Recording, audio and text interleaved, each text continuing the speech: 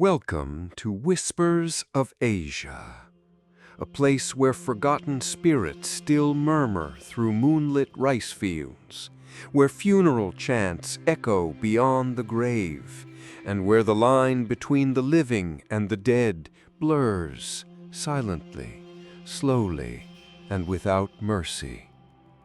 Tonight, we follow the tide to a quiet fishing village on Thailand's southern coast, a place where smiles don't fade and grief clings like seawater, where a mother's love defied tradition and a cursed amulet whispered promises no soul should ever believe. This is not just a ghost story. This is a ritual of sorrow, denial, and the terrible price of not letting go. This is She Died Smiling, and once you hear her lullaby, you may never sleep near the water again. The villagers of Ban Sai Thong had lived by the sea for generations. Their lives ebbed and flowed with the tides. Salt clung to their skin like second nature, and the lullaby of waves was the only song they ever needed. They believed in spirits, not as myths, but as neighbors. Some were kind, some watched from the trees, some never left the water, and some smiled when they shouldn't. It began with a sky that felt too heavy. Molly had woken early that morning, as always. The sun had not yet risen, but she was already combing the shoreline with a wicker basket swinging in her hand, barefoot in the sand, humming an old Thai lullaby her mother used to sing. She was 16, gentle, wide-eyed, curious, too old to believe in ghost stories, too young to know why she should. The wind shifted sometime before noon. Dark clouds rolled in from the horizon, stacked like black silk folded in layers. The tide grew restless. The fishermen hurried to pull in their nets. Dogs whimpered under wooden stilt homes. Even the old women, the ones who had survived tsunami and famine, looked to the sky and said nothing. But Molly stayed by the water, gathering shells near the rocks. They said she was smiling when the wave came. They said she didn't even scream. 3 days later, her body floated back, bloated, pale, but oddly peaceful. Her hands were folded over her chest like a temple offering. Her lips curled upward slightly, not in horror, not in pain, but in a strange, unsettling serenity. She was smiling. Her mother, May Jenda, collapsed on the shore the moment they brought her daughter's body in. Her cries tore through the village like thunder, louder than the monsoon had been. Her husband had died 5 years before. Molly was all she had left. They wrapped the girl's body in white linen, sprinkled jasmine water, and prepared the pyre as tradition dictated. But May Jinda refused. She would not let her daughter be burned. "She's not gone," she whispered to the monk who had come from the temple. "She is still beautiful, still warm." "She must be released," the monk said gently. "The body is the shell. The soul must rise." But May Jinda clutched something tightly in her hand, an amulet, dark and ancient, strung on frayed red thread. She hung it around Molly's neck before anyone could stop her. "This protected me once. It will protect her too." The monk stepped back, face darkening. It was not a protective charm. It was old, too old. The edges of it were carved in script few could read anymore. It pulsed, faintly, like it remembered being alive. It reeked of wet clay and incense and something else, something that lingered too long after death. He said nothing, because May Jenda had already dug the grave. They buried Molly at the edge of the village, beneath a frangipani tree. No one spoke as the soil was packed over her, but the air changed that night. The tide didn't come in. The dogs barked until sunrise, and the first to see her, standing waist-deep in the water, smiling under the moon, was a child. Little Nairan had always been shy. He barely spoke except to his mother, and he never wandered far. But at dawn, barefoot and shaking, he ran to the temple screaming one sentence over and over. "She smiled at me, she smiled at me, she smiled at me." No one believed him, not at first. Children grieve in strange ways, the elders said. But then came the footprints, wet, barefoot imprints leading from the grave to the shore. And the lullaby, always the lullaby, soft, melodic, almost loving, drifting in on the sea breeze each night, even when the wind was still. May Jinda sat by her daughter's grave and smiled. "She's still here," she whispered. "She's watching over us." But the monk knew better, because the smile on Molly's face, even in death, was no blessing. It was a warning. The grave was shallow, the soil too soft. After the rains, water pooled over it, never draining, never sinking. It was as if the earth itself didn't want to hold her. May Jinda visited every morning. She brought garlands of marigold, incense sticks, and her daughter's favorite milk candy. She sat in silence, brushing leaves from the stone marker, humming the lullaby they both loved. "She's at peace," she whispered, again and again. "She's at peace." But the village was not. Dogs refused to pass the graveyard now. They snarled at shadows. They barked at empty space. And at night, they gathered in a wide circle around the frangipani tree, tails tucked, eyes wide, howling as if mourning something that refused to die. The children changed first. They stopped playing near the water. Some refused to sleep. Some spoke in strange tones, not quite their own voices. They whispered phrases they didn't understand, stories they had no way of knowing. They spoke of things long buried, secrets no one had told them. And then there was Lynn, Molly's best friend. Lynn had been quiet since the funeral. She hadn't spoken much to anyone, not even to her parents. But she kept visiting the shoreline, sitting alone, staring at the tide. One night she dreamed of drowning. She was walking along the rocks where Molly disappeared. The sun was bright, the sea calm. She heard laughter, familiar and warm, and turned to see Molly, waist deep in the water, smiling. "Molly?" she called. The girl said nothing. She only lifted her hand and beckoned. Lynn stepped closer. The water was cold, colder than it should have been. She waded in slowly, feeling the weight pull at her legs. The tide rose unnaturally fast. It swallowed her knees, then her waist, then her chest. She reached for Molly, but Molly didn't move. She just stood there, smiling, arms open like a cradle. Lynn took one last step and slipped beneath the surface. She screamed underwater. Her lungs burned. She kicked, clawed, struggled, and woke up, gasping, choking. Salt water dripped from her lips onto her bed sheets.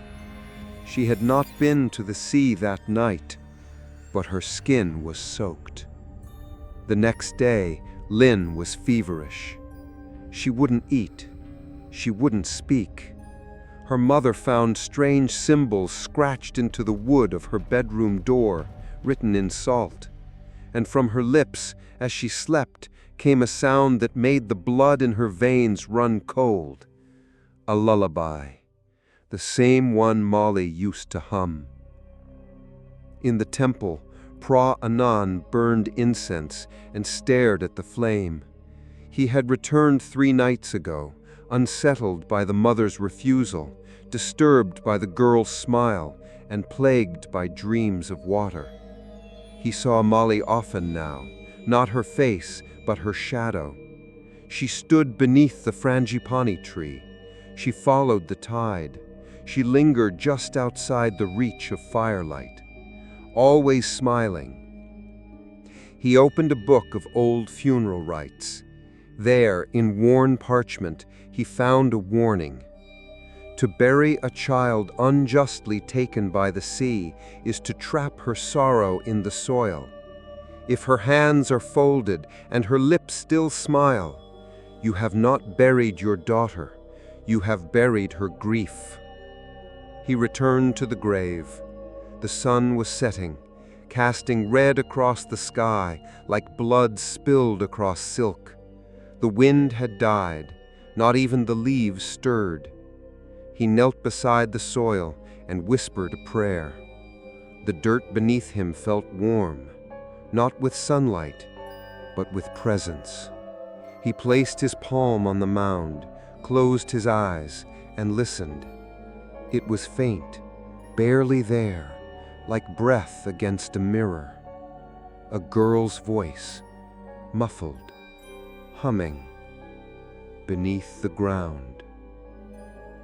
That night, the village elders held a meeting. They spoke of unnatural tides, of dead fish washing ashore, of flowers wilting faster than they should. The air was too still. The crows had vanished. "The sea is not quiet," said one old man. "It is listening." Another whispered, "The girl smiles, but not with joy." They all turned to the monk. What did her mother bury with her? Pra Anand looked down. An amulet. The room fell silent. What kind? She said it was for protection. And you believed her? He shook his head. No one spoke for a long time. Then one voice, old, quivering, said what none wanted to hear. She buried her child with a curse.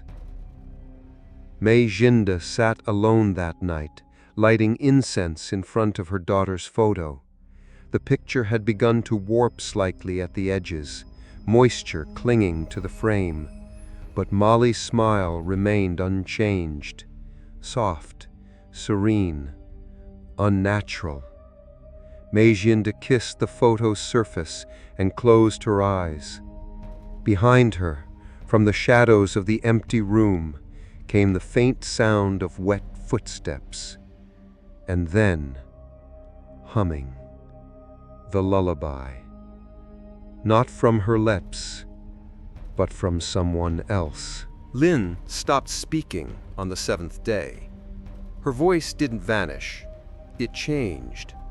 It came in whispers, low and lilting, like water running through crocked wood. When she opened her mouth, what came out wasn't her own. The words were fragmented.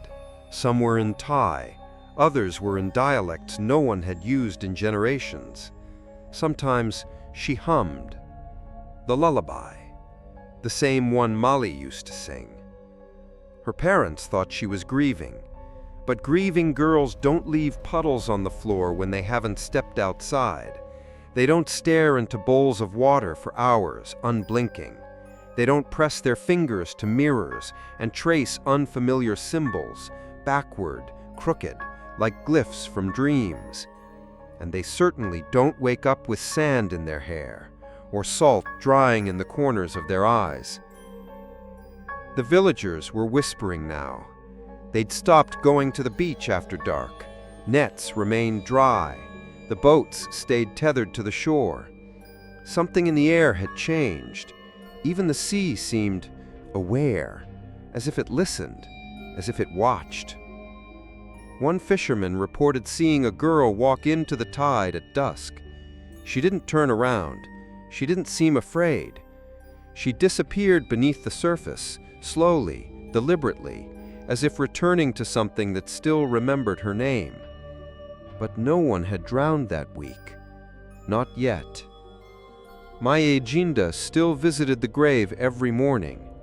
She swept the soil, lit incense, arranged flower garlands, and every day she brought something new: a comb, a dress, a faded photograph of Molly smiling with Lynn on the pier. "She's still here," she murmured. "She just wants to be remembered." Pra Anand watched from a distance. He no longer believed this was simple grief. The monk had grown up in these southern provinces. He knew what haunted the coasts. He had heard stories of Pi Tai Nam spirits, the drowned dead who died unjustly, whose souls never found release. But this felt different. Molly wasn't just restless. She was awake. That night, Lynn's mother found her daughter standing waist-deep in the pond behind their home. The girl's eyes were closed. Her arms floated out beside her. Her nightgown clung to her skin like a funeral shroud. She was smiling. When her mother screamed, Lynn turned her head slowly, unnaturally, and whispered, "She wants to come back." Then she collapsed into the water, unconscious. They brought her to the temple the next morning. Pra Anand sat beside her while she slept. He placed bowls of jasmine water around the room, lit candles, chanted ancient verses. The girl's body twitched with every syllable. And then she opened her eyes. But it wasn't Lynn looking back. "Molly," the monk said softly. She smiled. "I was cold, but now I'm not." "Why are you still here?" "She didn't let me go. She gave me the amulet. It holds me. I see everything now. I feel the water. I hear the prayers. I can't rest. I want to come home." "You are home." She shook her head slowly. "No, this isn't mine anymore. I need something new." The monk's breath caught in his throat. "What do you want, Molly?" The girl's smile widened. "Trade me." That evening, the monk met with the abbot of the regional temple. They sat on the floor, surrounded by old scrolls and faded records. The abbot, a man in his 60s with a voice like distant thunder, listened in silence. When the monk told him about the amulet, the abbot grew pale. "You said it was carved from blackwood." "Yes, and bone dust. Old, female." "Then it's not for protection." "I know. It's a Sao Noi." The name felt heavy in the air. "There are amulets in Thailand that protect. There are some that heal, but Sao Noi amulets do neither. They are created from the bones or ashes of young girls who died unjustly, often by drowning, hanging, or suicide. The spirits are trapped inside, sealed in eternal innocence. Worshippers believe they grant luck, charm, and youth, but they come at a cost. The soul inside is not released. It's fed, kept suspended between life and death, unable to rest, unable to reincarnate. A soul like Molly's. She was buried with it. By her own mother," Pra Anand whispered. "Then she is not truly dead. She is bound." "And the amulet?" "It must be burned, but not alone. The spirit must be released with rite and fire, or it will anchor itself elsewhere." "Like another girl," the monk said. "Exactly." Back in the village, Lynn awoke in the middle of the night. She sat up, drenched in sweat. Water poured from her mouth. She screamed, and the voice that came out wasn't hers. It was two voices at once, one crying, the other singing, layered, distorted, drowning, and alive. Her father tried to hold her, but she pushed him back with strength that was not her own, and from her throat came 4 words. "She's smiling through me." Down by the shore, something walked from the tide. It left no footprints, only a trail of wet sand and a lullaby that echoed until dawn. The call came at dawn. A boy from Bonsai Tong arrived barefoot, soaked to the knees, trembling as he bowed before the abbot in Narati Wat. "There's something in the sea," he whispered, "and the girl who died hasn't left." By midday, the village was wrapped in silence. Pra Anan packed a satchel with salt, dried herbs, candle wicks soaked in saffron oil, and a single blade carved from tamarind wood, not for violence, but for ritual. He wrapped his saffron robe tighter against his chest as he boarded the boat, watching the shoreline vanish behind him. The sea was too calm. It should have offered wind, foam, resistance, but the water lay still like polished obsidian. A sea that doesn't move is a sea that watches. He didn't speak during the crossing. He recited silent chants beneath his breath, feeling the weight of something older than grief pressing on his skin. When the boat arrived, no one greeted him, not with words, just eyes, tired, wide, hollow, as if no one had truly slept in days. The headman bowed deeply when he approached. "She was a good girl, always polite, always kind." "I know," the monk replied. "We thought the mother's love would be strong enough." "It often is," Pra Anan said, "but love that refuses to let go becomes something else." They walked to the grave. Even in daylight, it was wrong. No birds sang here. The frangipani tree had stopped blooming. The soil remained damp, soft, as though recently disturbed, though no one had touched it. The grave marker had begun to split down the center. The earth beneath it pulsed, not visibly, but spiritually, like a drumbeat muffled by dirt. "She buried her with an amulet," the headman admitted, claimed it was protective. The monk removed a small scroll from his satchel. It bore the script of Old Lana. The name at the top was underlined in faded ink, Sao Noi. That night, Pra Anan sat by the grave with his eyes closed. He meditated until the air grew thick with salt and silence. Then he whispered a chant beneath his breath, soft and slow, calling not for protection, but for truth. The wind answered first. It swept through the trees, brushing cold against his skin, though no storm approached. Then came the scent, not of flowers or incense, but wet silk, old jasmine, and something else beneath it, something raw, something unfinished. Grief. He opened his eyes. There, standing by the grave, was a girl, soaked, smiling. She did not speak. She only looked at him, hands folded over her chest, exactly as they had been in death. Her feet didn't touch the soil. They hovered just slightly above it, casting no shadow. Pra Anan didn't blink. "Why are you still here, child?" Her lips parted, but what came out wasn't speech. It was a lullaby, the same one he'd heard in the temple, the same one Lin now hummed in her sleep. The air grew heavier, and then she vanished.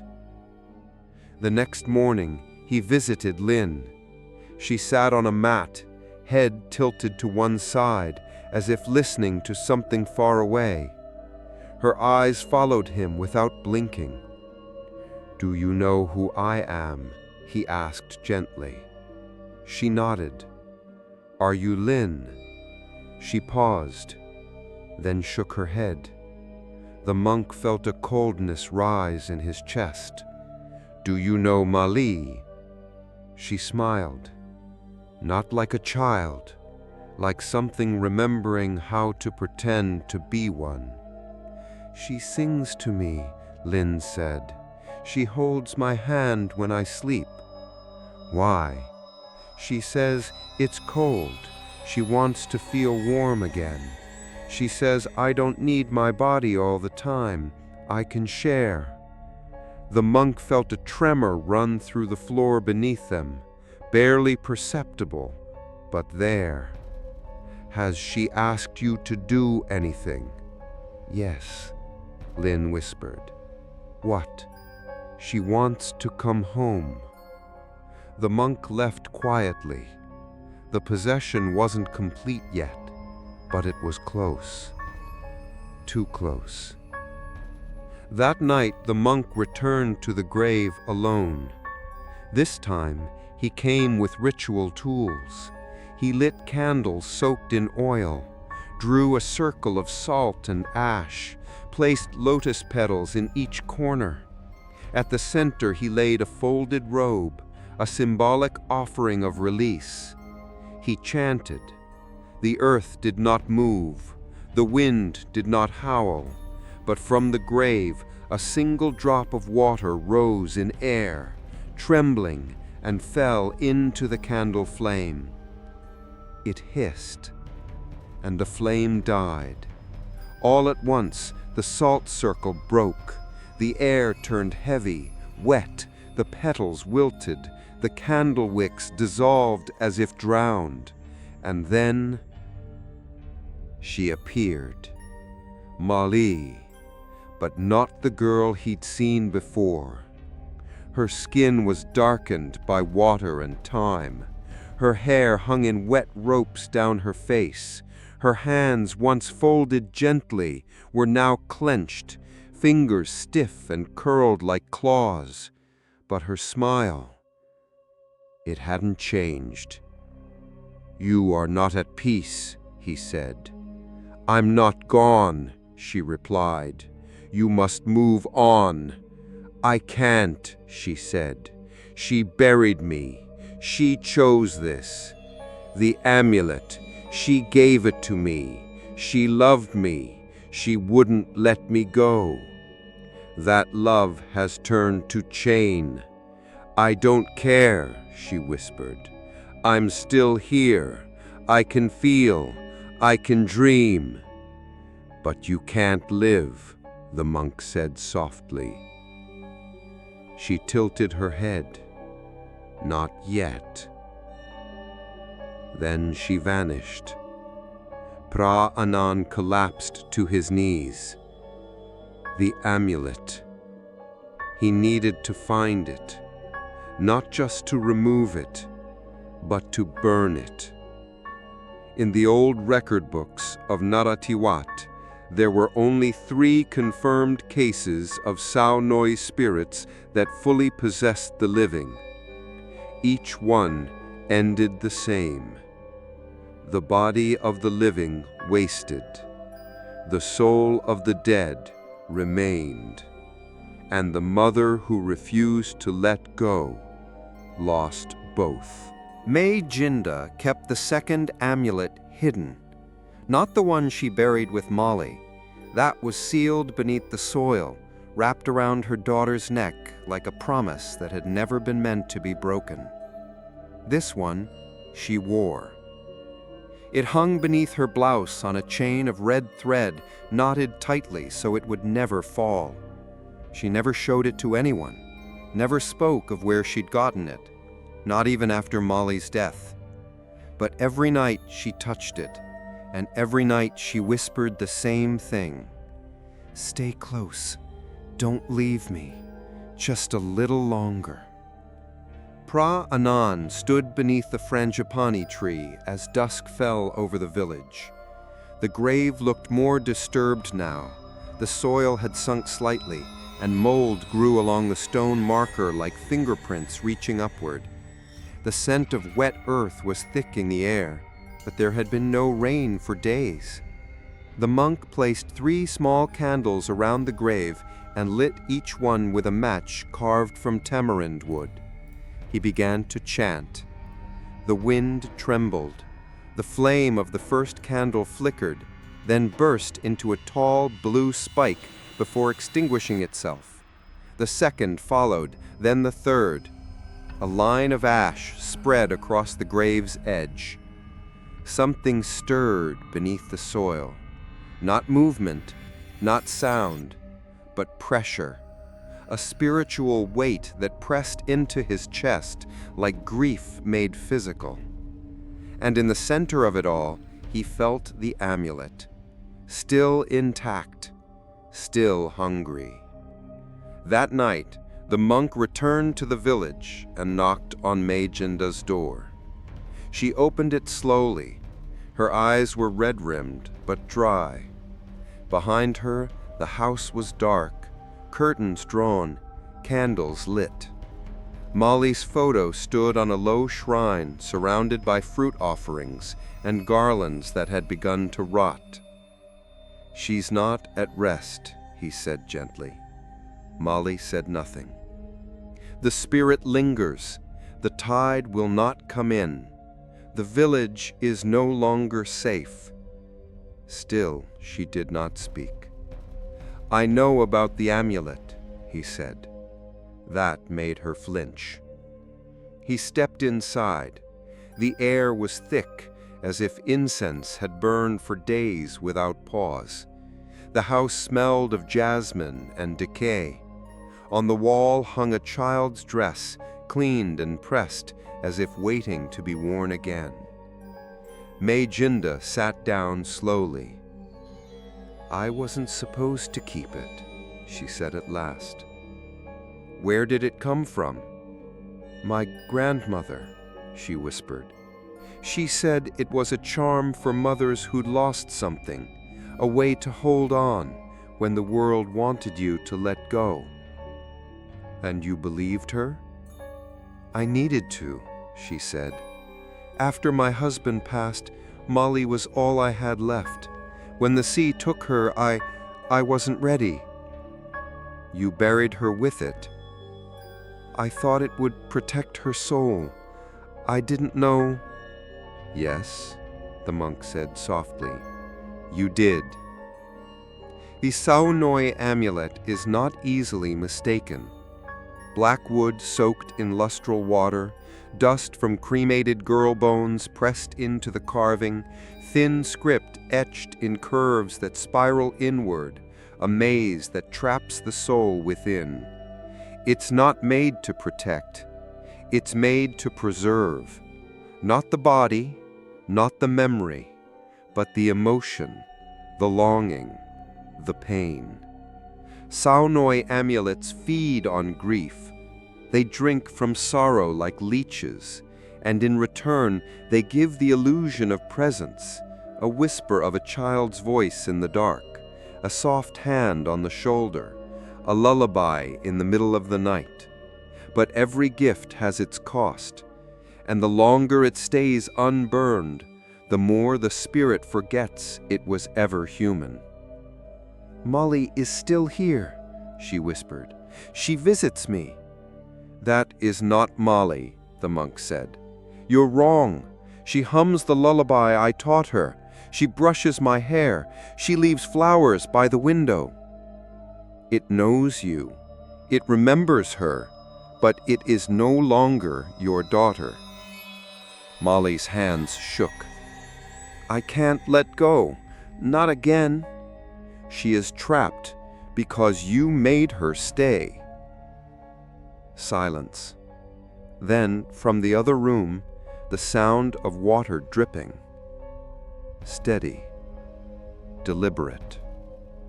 The monk stood and stepped toward the hallway. "Molly's room," Majinda said behind him. He opened the door and froze. The walls were damp.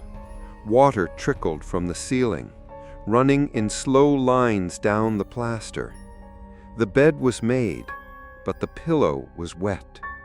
The mirror on the vanity was fogged, as though someone had breathed on it. In the center, a single word had been traced in a child's hand. Home. The monk turned to May Jinda. She's trying to return, not just in dreams. She wants flesh. She wants to feel again, and she will take whatever body she can. The woman wept. I only wanted to keep her close. You have to choose. Let her go or lose her forever.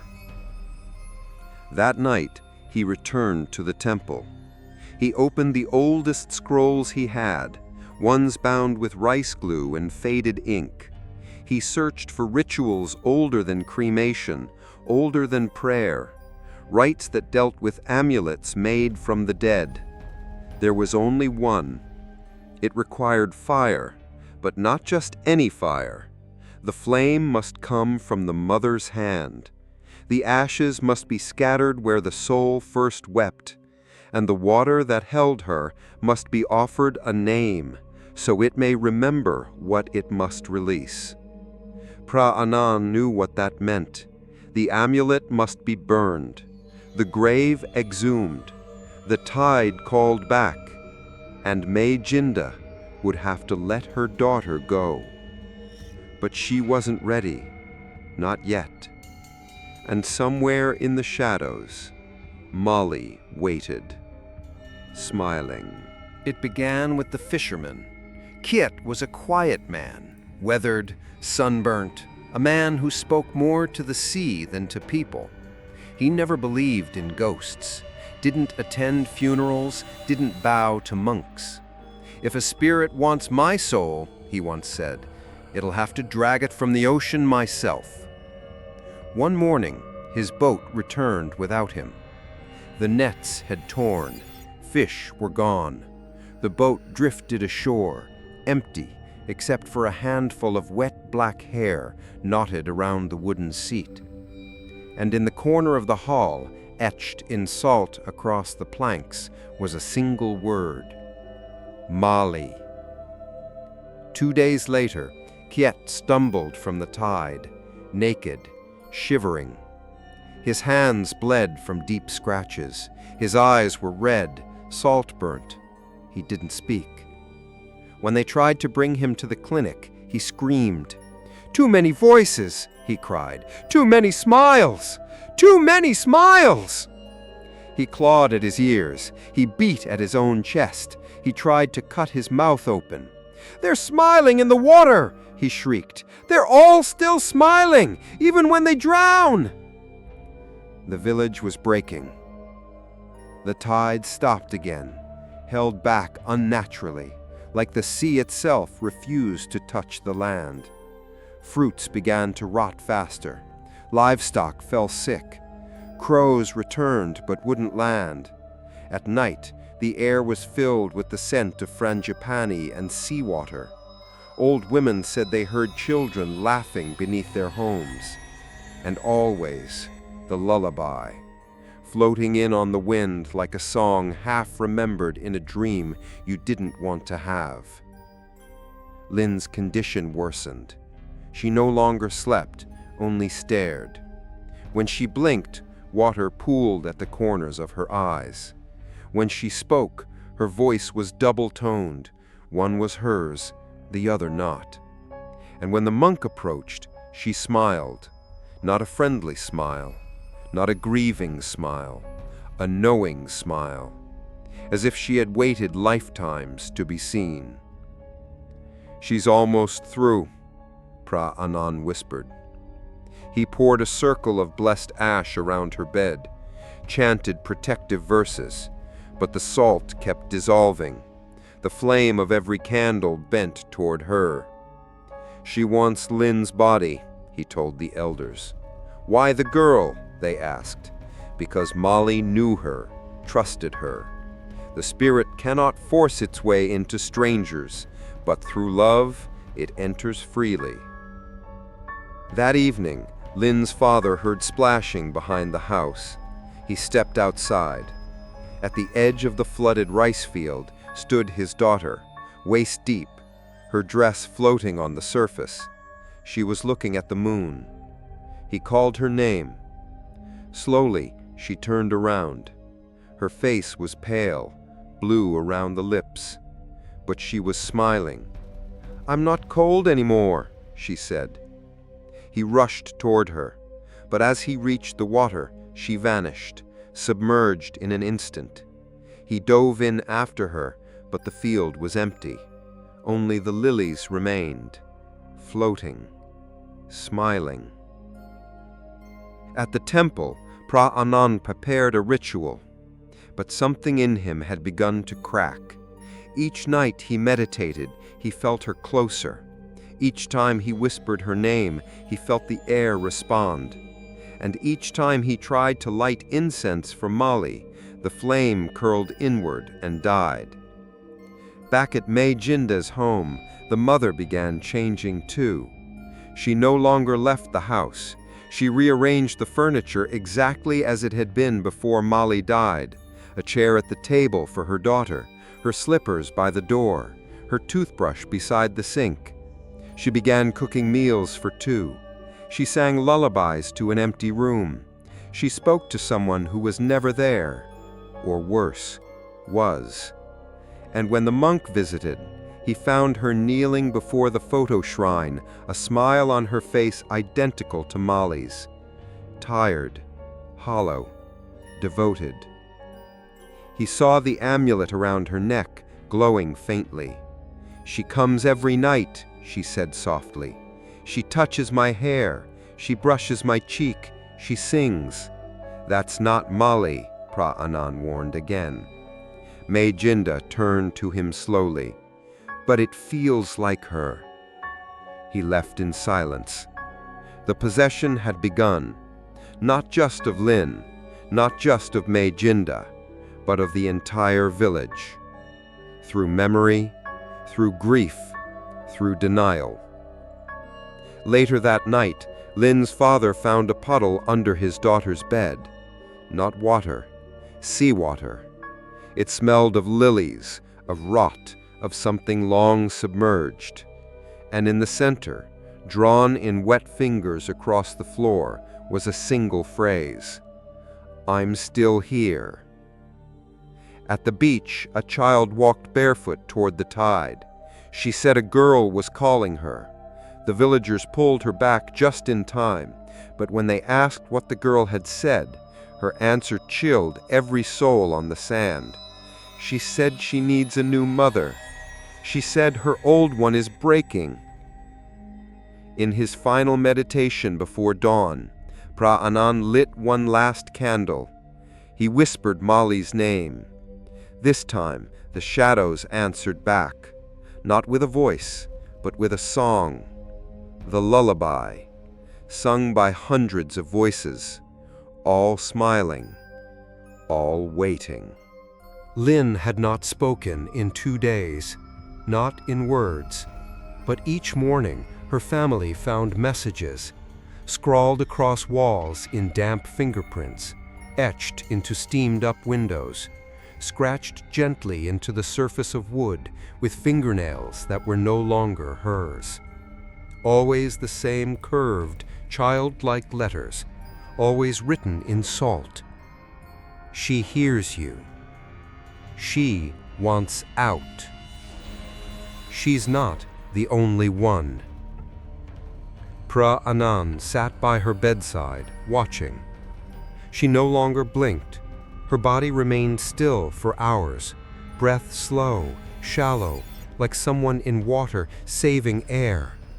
Only her eyes moved, following shadows that didn't exist. He sprinkled rice powder across the floor to track movement. By morning, the patterns had shifted from the inside of the salt circle.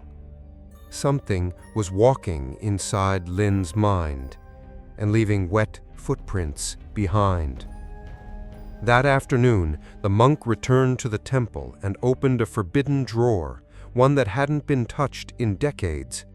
Inside were records sealed with twine, marked in ink the color of dried blood. These were the cases never resolved. Spiritual infections, unfinished rituals, possessions that went too far. One file matched too closely. The year was 1968. The province was Rayong. A young girl, age 12, drowned in a temple pond. Her body was recovered 3 days later, perfectly preserved, smiling. Her mother, in grief, gave her a Sao Noi amulet and demanded she be buried instead of cremated.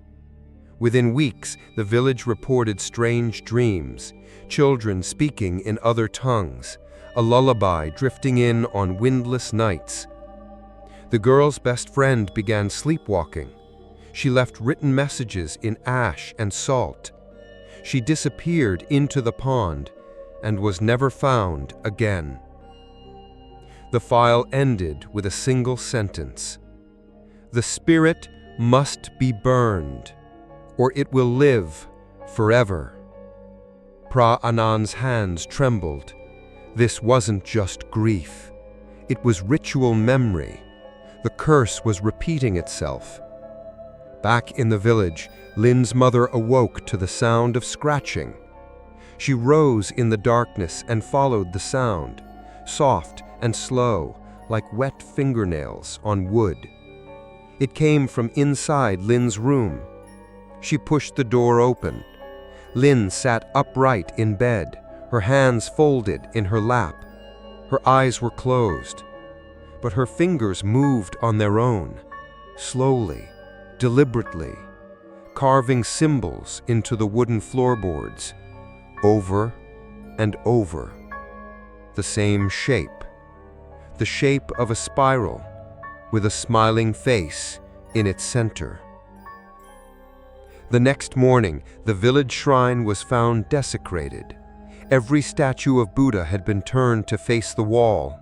The floor was covered in flower petals and dead insects, arranged into the shape of a lotus that had begun to rot at the edges. At the center, drawn in chalk, was a line of text. She remembers. She remembers everything. Majinda's condition deteriorated rapidly. She no longer spoke to villagers. She answered questions that were never asked. She stayed up all night whispering to an empty chair, setting out tea for someone who never drank it. When the monk came to visit, she met him at the door with blank eyes and a distant smile. She's closer now, Majinda said, voice almost dreamy. She says she wants to be held again. She says I just have to wait. You're inviting her back. You're opening the door. She's my daughter. She's not your daughter anymore. That made the woman laugh, soft, brittle. She still hums the song I taught her. She still braids my hair. You're braiding emptiness, and you're losing yourself in the process. But she didn't answer, only turned her head toward the sound of the sea and smiled. That night, the children in the village began drawing, dozens of them. They used chalk, charcoal, mud. They drew faces, smiling faces, all of them half submerged in water. Pra Anand gathered the drawings. He laid them side by side. Each one showed a different scene, the grave, the tide, the frangipani tree. But in the center of every image was the same figure, a girl, hair floating, arms open, and in her chest, always drawn in red, a small glowing circle, the amulet. The monk consulted an elder monk from Surat Thani by telephone. The elder spoke slowly, voice weighted with age. A spirit bound by grief becomes a shadow that forgets who it was. But a Sao Noi, it remembers, and it grows stronger each time it is mourned. You must destroy the anchor, or it will find a new body. How much time do we have? Pra-Anan asked. There was silence on the line. Then the old monk said, "Once the mother forgets her own name, it is already too late." That same evening, Lin's father opened her closet to gather fresh clothes. What he found inside made him scream. A dress, the one Mali wore the day she drowned, was hanging on a wire hanger, still wet, still smelling of the sea. And beneath, 2 sets of footprints in the dust, one small, one barefoot, one smiling.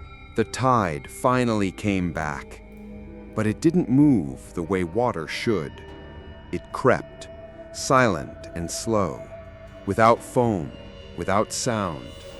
The sea rose like a shroud being pulled over a sleeping body. And when the villagers stepped onto the sand the next morning, they found something waiting for them. Dolls. Dozens of them. Waterlogged, bloated, their faces warped by salt and time, but every single one smiling. Some floated on the shoreline like dead fish.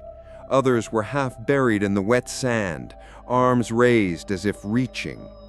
One was found nailed to the trunk of the frangipani tree, eyes burned black, but lips curved in a grin. They weren't store-bought dolls. They were handmade, wrapped in old cloth, sewn with red thread, stuffed with rice and strands of hair. Offerings. Old villagers began to whisper, not out of fear, but memory. These were Sao Noi dolls, meant to house the spirits of girls who died too young, too unfairly. The villagers hadn't made them, but someone had. And now they'd returned with the tide. In Lin's home, the girl stopped pretending. She rose in the middle of the night and walked barefoot to the pond. Her mother followed, quietly, not with fear, but a strange calm, as if something had numbed her grief. Lin stood at the edge of the water, still, smiling. Her reflection smiled back, but it blinked out of sync.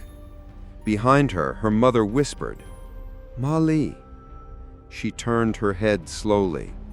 The eyes were wrong, too dark, too deep, too wet. And in a voice layered with 2 souls, one child, one drowned, she answered, "You never burned me." Pra-Anan was preparing the ritual. He knew now that the amulet had to be exhumed and destroyed, but not with a normal flame. He needed fire that had tasted grief, one lit by the mother's hand, fueled by her willingness to release. Without it, the spirit would only shift to Lin, to another child, to the sea itself. My agenda had to burn the amulet, but my agenda was slipping. He returned to her home to find the windows all sealed shut, curtains drawn, candles burned down to stumps. The scent of decay hung in the air, sweet and wrong. She was brushing a doll's hair at the altar. The doll wore Molly's dress, and at its neck a replica of the Sao Noi amulet. "I made her again," my agenda said softly. "She came to me in pieces, so I stitched her whole." "She's not in the doll," Pra-Anan said. "She's in Lin, and if we don't act, she'll take more." My agenda looked up. "She's in all of us now." That night, the sea sang, not with waves, but with voices. The lullaby echoed from the tide, drifting inland, carried by wind that didn't exist. The villagers locked their doors, but it didn't matter. Children wept in their sleep, speaking names they'd never heard. Dogs howled and wouldn't stop. And by morning, the shrine at the edge of the rice field had flooded. Offerings floated there. Eggs, incense, candles, blood-red flowers, arranged in the shape of an eye. Lin's father found his daughter crouched in front of the mirror. She wasn't looking at herself. She was looking through, tracing circles on the glass, humming, smiling. "Mali wants to come home," she said without turning. "She says she can rest now." "No," he whispered. "You are home." She turned slowly. Tears ran down her cheeks, but she was still smiling. "She says she'll make it quick."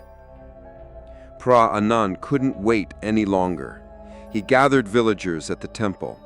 He needs someone who remembers the first amulet, its origin, its rites. An old woman stepped forward. She was almost blind. Her back was bent, her fingers stained from decades of working with herbs and spirits. "My mother made one," she said. "It wasn't for protection. It was for preservation, to keep love alive. But love, when it rots, becomes something cruel." The monk bowed. "Then we must let it die." He returned to my agenda. She was waiting, but her eyes were vacant. Her hands trembled, holding the real amulet, still pulsing faintly in her palm. She cried when I buried her. I thought she didn't want to go, but I think she cried because I knew I wouldn't let her leave. "Then give her peace," the monk said. My agenda stood in silence, then nodded. They lit the fire on the beach. Driftwood soaked in oils, wrapped in Molly's old clothes, surrounded by salt and jasmine petals. My agenda stepped forward. She held the amulet in both hands. It pulsed once, and for a moment she saw her daughter standing in the tide, not smiling, just waiting, eyes wide, begging. She dropped the amulet into the flame. It screamed, not loud, but inside their heads, a spiritual shriek like love being torn from bone. The fire cracked, curled, turned black in the center. And then it began to rain. Molly's lullaby stopped. The tide moved again. The dolls washed away. And Lynn, in her sleep, whispered one final word. "Goodbye." The rain didn't stop for 3 days. It wasn't a storm. It was soft, constant, curtain thin, as though the sky itself had begun mourning what the sea could no longer hold. In the temple, Pra Anand prepared what no monk ever wished to attempt, a ritual of undoing. Not a blessing, not a burial chant, but a severance. Something older than compassion, something meant to break what love had kept alive too long. Lynn hadn't spoken since the burning of the amulet. She hadn't moved either. She lay in bed, breathing shallowly, her skin cold and damp like something pulled from a river. Her eyes flicked beneath closed lids as if dreaming or trapped between dreams. Pra Anand checked her pulse every hour. Steady, weak, but something was still there. My Jinda, meanwhile, was vanishing. She ate nothing, slept sitting up. Her hair began to gray at the roots. Her voice, once filled with grief and fury, had faded to a soft, near-whispered murmur. "She's still waiting," she told the monk, "even without the amulet."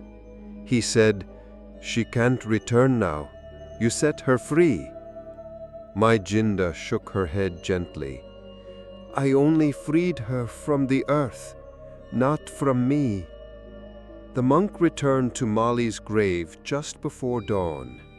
He carried no candles this time, only rope, salt, and cloth stained with temple ash. He knelt on the wet soil and chanted the original funeral blessing, the one Myjinda had refused months ago, the one meant to help the soul rise. Halfway through the chant, the earth beneath him sighed. The soil sagged, and water seeped from the cracks. The scent of frangipani and rot rose around him. He continued anyway. This time the ground accepted the words. This time the water stilled. And when he finished, the soil closed, as if a door had been locked. Back at the temple, the fire bowl was prepared. 7 herbs, 1 strand of Lin's hair, 1 drop of Myjinda's tears, 1 petal from the wilted marigolds left at Molly's grave, and 1 sliver of blackened bone, the only fragment of the Sao Noi amulet that hadn't crumbled in the flames. The monk placed it all in the bowl. He struck the match, and the flame turned blue. Lin convulsed. Her back arched, and a guttural gasp escaped her lips. Her eyes shot open, but they weren't her own. They were Molly's, wide, black, filled with confusion and longing. Pra Anan pressed his forehead to her head. He said, "Child, you cannot stay here." Her lips trembled. "I don't know where to go." He said, "There is peace beyond here." She said, "But here I can feel, I can remember." He said, "That is not life, that is grief wearing skin." She closed her eyes and then whispered, "I am scared." Pra Anan said, "So was your mother, but she let you go." A tear slipped down Lin's cheek. Then, slowly, her fingers unclenched, her limbs relaxed, her breath deepened, and when her eyes opened again, they were Lin's. The ritual bowl cracked down the center. The blue flame vanished, and for the first time in weeks, there was silence. No humming, no lullaby, just rain and rest. Myjinda did not come to the temple. She was found at home sitting in Molly's room, the doll cradled in her arms. Her eyes were open, her mouth curved slightly, but not into a smile, more like surrender. She was breathing, but faintly, a life half emptied. Pra Anan sat beside her. He said, "She is gone." She said, "I know." He said, "You can let go now." She shook her head gently.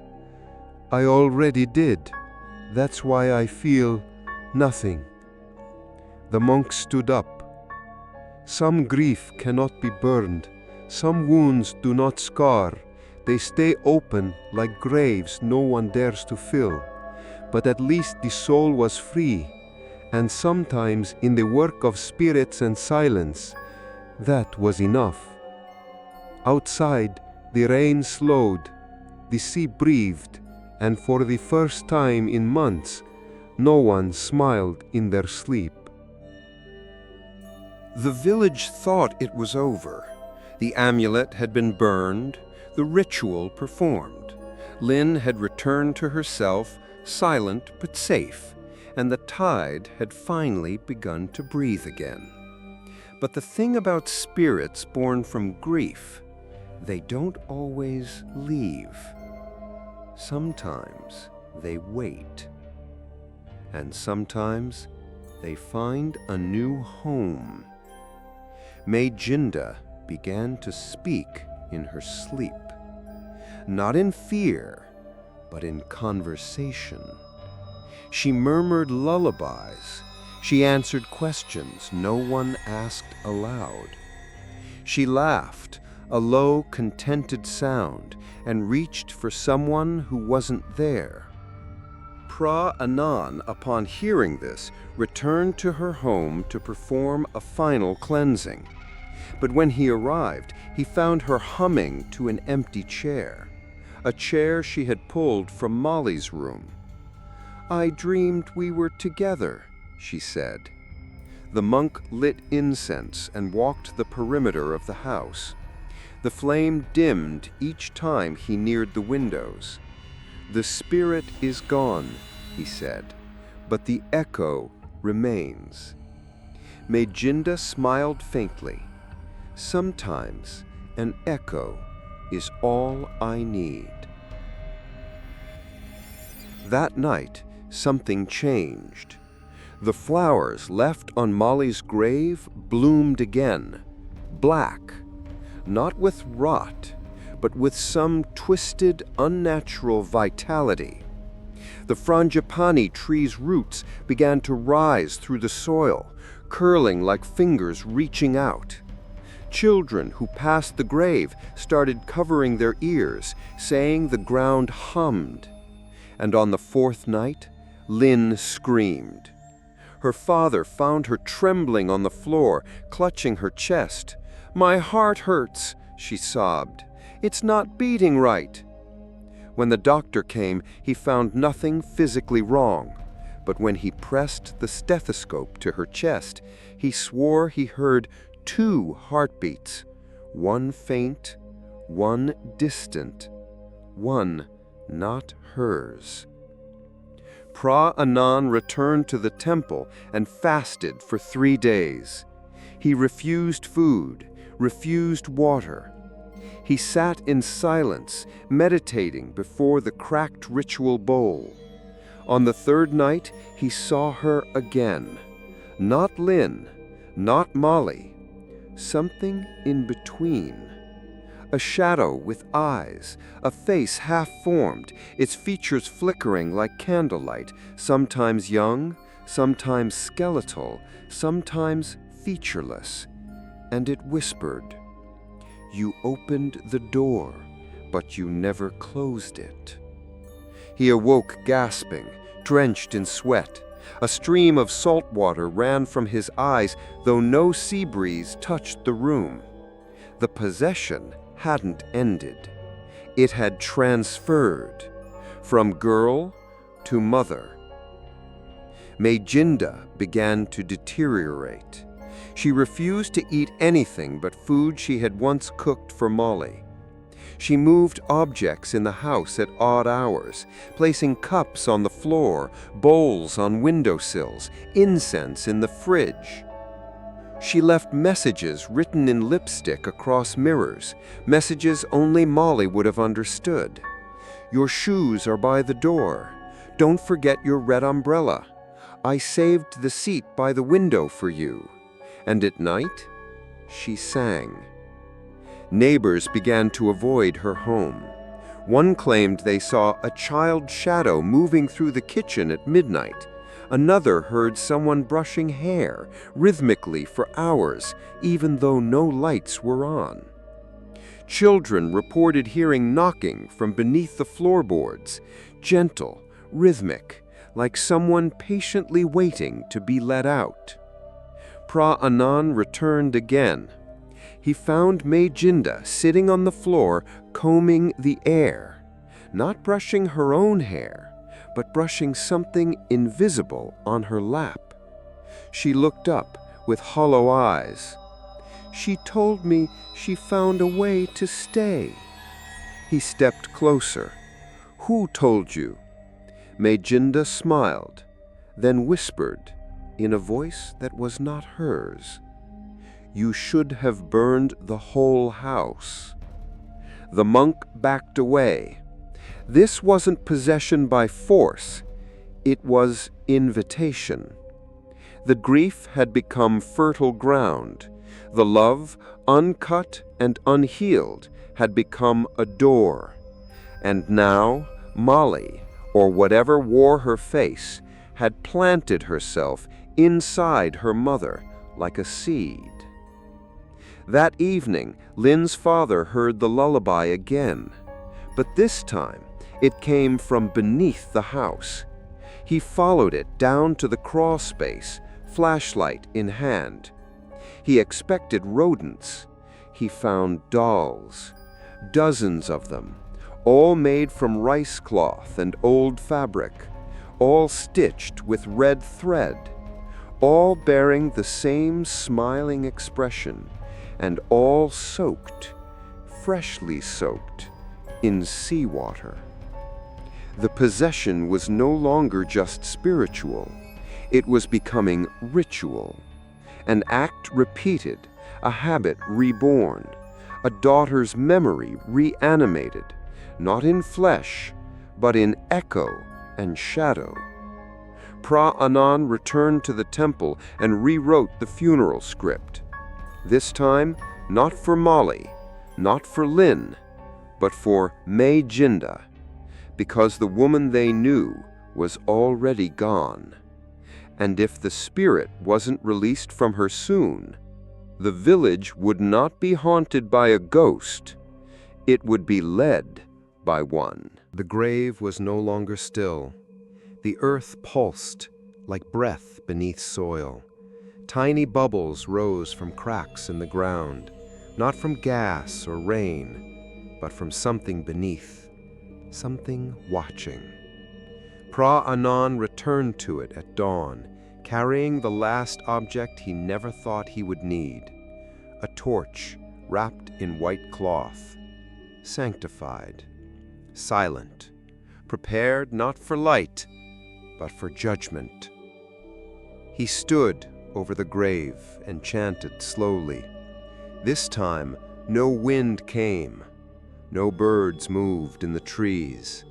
The air had grown expectant, like it was holding its breath, as if the very land around the grave was waiting to see what he would do. He reached for his spade, but before the blade struck soil, a voice called out behind him, not loud, but raw. Don't. May Jinda stood barefoot on the edge of the grass. She wore her daughter's dress. It didn't fit. The sleeves clung tight to her arms. The hem dragged along the mud, but she wore it like it was sacred silk. Her hair hung loose. Her hands trembled, but her face smiled. I've already buried her once. You won't tear her away from me again. She's not in the grave. She's in you. Then leave her there, May Jinda whispered. She's not whole. She's not free. You didn't save her. You sealed her. May Jinda took a slow step forward. She came to me last night. She laid her head in my lap. She told me she didn't want to go. She is not a child anymore. She is memory held together by sorrow. She is a soul with no direction. That's why the ground breathes. That's why the children dream. She said I could go with her. The monk grew still. She told me, she said, tears finally falling, that I didn't have to live without her anymore, that the tide could take us both. The torch in his hand grew heavier. You think that's your daughter speaking, he said gently, but it's the grief.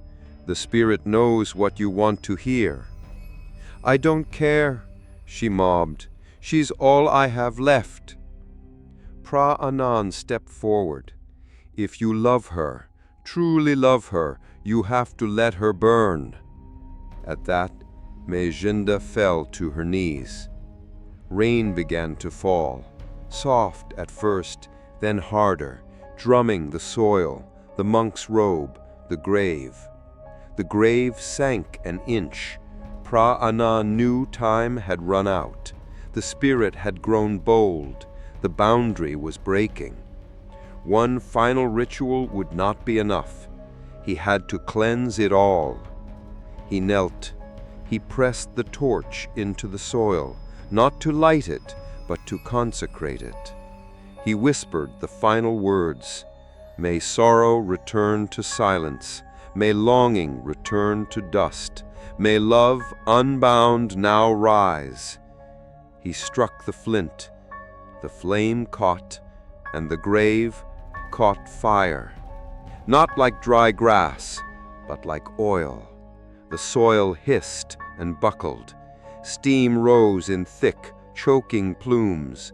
And then, from beneath the earth, a scream. Not loud, but young. A child's scream, wounded, lost, but unmistakably real. May Jinda wailed and threw herself toward the flames. Pra Anan held her back. She's not burning. What you kept of her is. But the woman thrashed like a mother losing her child for the second time, which in truth she was. The fire burned black. The roots of the frangipani tree cracked. The dolls buried beneath the soil curled inward and dissolved into ash. And in the smoke, for just a moment, a figure, a girl, standing barefoot, smiling, then turning and walking toward the sea. The flame died, the air cleared, the grave stopped breathing. May Jinda collapsed in silence. No more screaming, no more weeping, just stillness, like something inside her had finally given up. Pra Anan stood alone among the smoke. Ash clung to his robe. The frangipani tree was bare. The grave was empty. And somewhere in the distance, a tide finally returned. Later that night, a boy walking along the beach claimed he saw a girl standing in the surf. She wasn't smiling. She was staring at the moon. Her hands were open, empty. And then she was gone. The fire ended the ritual, but it did not end the haunting. In the days that followed, the grave no longer pulsed, no longer whispered. The sea, too, returned to its rhythm. And yet, peace did not come.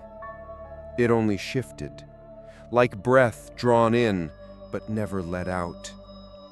3 days after the burning, Lin disappeared. She had been seen walking near the rice fields at dusk, barefoot, head tilted toward the clouds. When her father called to her, she turned and smiled. But it wasn't Lin's smile. It was hers. The next morning, the water in the village well turned black. Not muddy, not dirty, black, thick as ink, smelling faintly of salt and rotting flowers. At the temple, candles refused to light, and in the schoolyard, children began speaking of a girl who watched them from the lotus pond. She never moved, she never blinked, but she smiled whenever someone cried. Mai Jinda hadn't spoken since the ritual. She sat in her home, eyes open but unfocused. When Pra Anan visited, he found her cradling a bundle of cloth wrapped like a child. The cloth was soaked through, dripping onto the floor. "She came back," Mai Jinda whispered, "but not for me."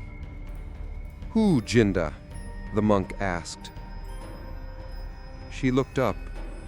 Tears filled her eyes, but her lips curled into that same unnatural smile. "She said someone has to feel what she felt." That night, the sea pulled back, low tide, but not natural. It left the shore exposed, stretched far into the horizon. And along the sand, the villagers found something that turned the bravest among them cold. Tiny footprints, hundreds of them, marching inland, each with a perfect, unmistakable arch, as if the spirit had walked not alone, but with others. Pra-Anan prayed at the temple into the early hours. He begged for visions, for guidance. Instead, he received silence until the final hour before dawn. That's when the drums began. Not from the temple, not from any hands, but from beneath. The ground thudded, slow, rhythmic, wet, as if someone or something was knocking from under the village, trying to rise. Then the dreams came back, first to the children, then to the elders, then to everyone. Dreams of drowning, of being trapped in a small dark space, of someone brushing their hair while they couldn't move, and in every dream, always the same detail. A girl standing waist-deep in water, smiling. It was Lin's mother who found her, not in the rice fields, not by the pond, but in the temple basin. Eyes wide, face pale, mouth curled upward, not in horror, but in peace, as if she had accepted something just before it entered her. Pra-Anan knelt beside her lifeless body. The water around her was clean, still, but beneath her fingernails he found grains of salt, and in her clenched hand a string of red thread, the same kind once used to bind amulets and dolls. The village held a second funeral. This time, the flames rose clean and high, but when the body turned to ash, the wind shifted. It blew inland, and the villagers swore they smelled the sea. Later that night, Pra-Anan stood alone on the shore. The tide was gentle. The stars overhead flickered like candlelight, and yet, behind him, he felt it, a presence. Soft, small, cold. He turned. No one was there, but a shell lay at his feet. A perfect white shell, the kind Molly used to collect. He picked it up. Inside was a hair, long, black, wet. The monk realized the truth. They had burned the amulet. They had closed the grave. They had banished the spirit, but not the pain. That had been passed on. And now, Mali was no longer a soul begging for freedom.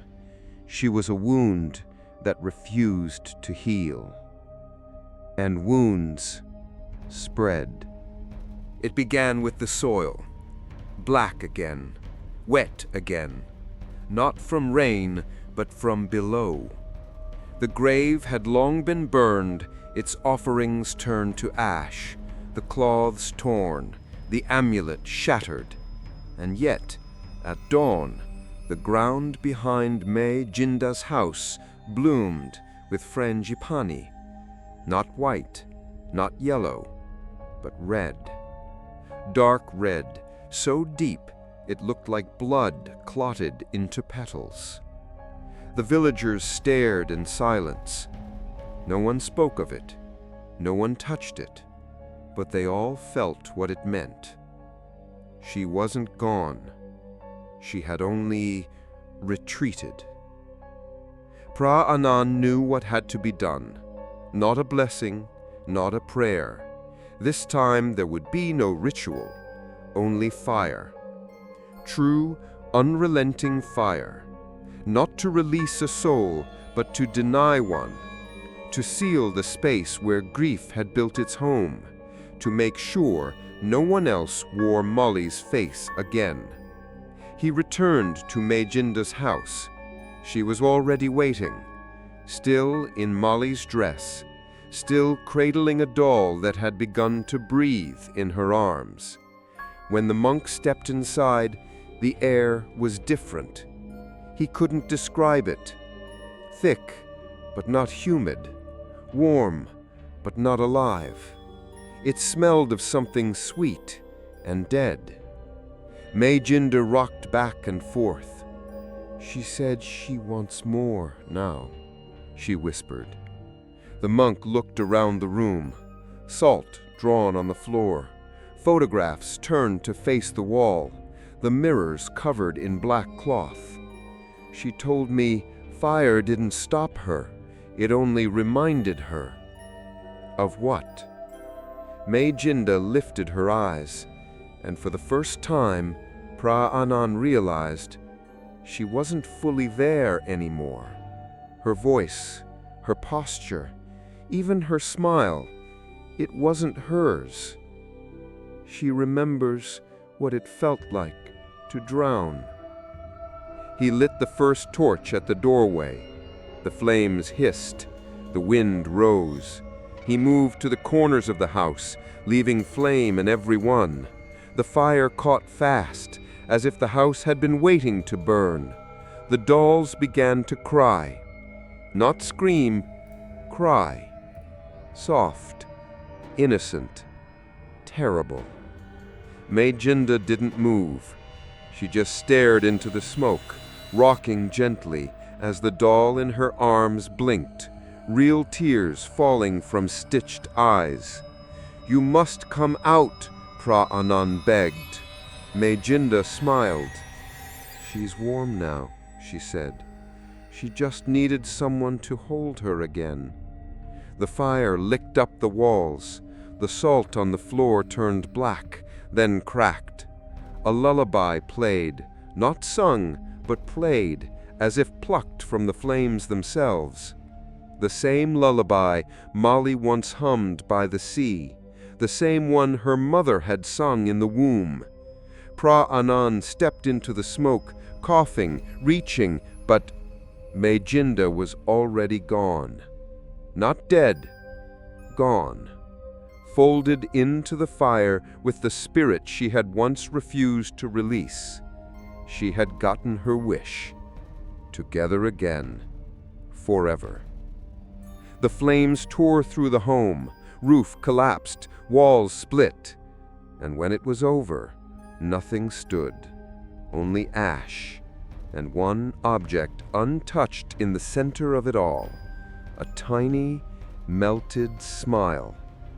Not carved, not drawn, just there, pressed into the blackened earth. The villagers gathered in silence. Some wept, some bowed. No one spoke, because they knew what the fire had taken and what it had left behind. Not a ghost, not a curse, but a warning. That night, Pra-Anan walked to the shore one last time. The tide was low, the wind was still. He looked out over the water, listening for a lullaby. None came. He breathed in the salt air, and for a moment let himself believe it was done. Then he turned and saw a single child's footprint in the sand, still wet, still warm, facing the village. Weeks passed. The grave no longer pulsed.